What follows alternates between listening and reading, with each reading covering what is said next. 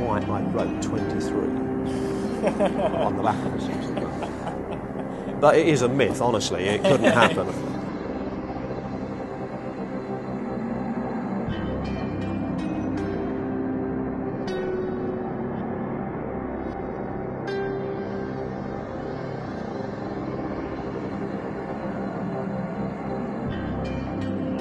There are lots of different myths in magic, things that we see which we know can't possibly be true. Like David Copperfield flying, you see it but it couldn't be true. There's also a myth that goes back years and years and years, lots of work on it, that you name a card, you name a number, I deal down in that deck, and your card will be at that number. I mean, it's a myth, it couldn't possibly be true. But I've got a little experiment. A blue deck and a red deck.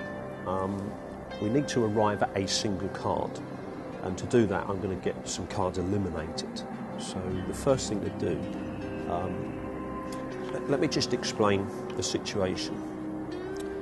Each and every card has a position in the deck. For instance, at the moment, the 4 of hearts is at position number 3. But look what happens if you cut the deck. The 4 of hearts changes place, as does every other card. And if you were to move cards around like this, nobody would have any idea as to what card lies at what position. That's a fairly good statement, yep. But like I said, we're going to get a card selected. Can I ask your name? Sam. I want you to cut the card, Sam. Just reach in and grab some cards, about half the pack. But as you do that, I want you, as I said, we're going to eliminate some cards. So I just want you to think very, very clearly, either red or black. And as you cut the cards, just say whatever you're thinking. Black. You were thinking black. That's excellent.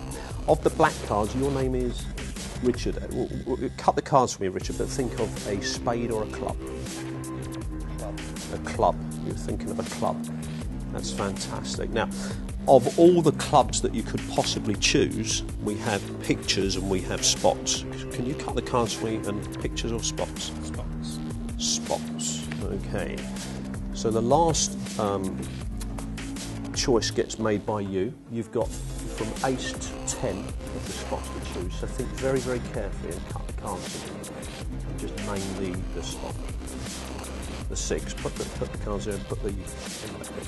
So we've arrived at the 6 of clubs by 4 people. So I couldn't have set anything up prior to this, and yet this deck's been here all the time. Yep. This is where it gets really interesting, because inside here you will find that there is just one card with one number.